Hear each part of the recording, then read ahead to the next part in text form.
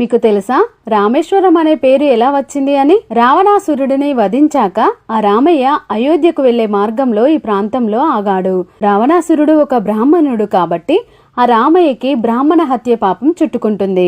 అయితే ఈ పాపానికి విముక్తి శివలింగ ప్రతిష్ఠ అని చాలా మంది ఋషిమునులు చెప్పారు. దీనికి ఒప్పుకున్న రామయ్య లింగం కోసం ఒక ముహూర్తం పెట్టించి ఆంజనేయ స్వామికి ముహూర్తం లోపల ఒక లింగం తెమ్మని ఆదేశించాడు. ఇది విన్న ఆంజనేయ స్వామి ఏకంగా లింగం కోసం కైలాసానికి వెళ్లాడు.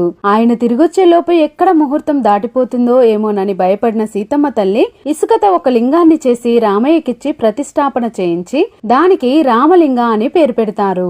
ఈ లింగాన్ని రాముడు స్వయంగా ప్రతిష్ఠించి పూజించాడు కాబట్టి ఇక్కడున్న శివుణ్ణి రామేశ్వర అని, ఈ ప్రదేశాన్ని రామేశ్వరం అని అంటారు. ఇది భారత్ లో ఉన్న 12 జ్యోతిర్లింగాలలో ఒకటి, ఇంకా చార్ధామ్ లో ఒకటి.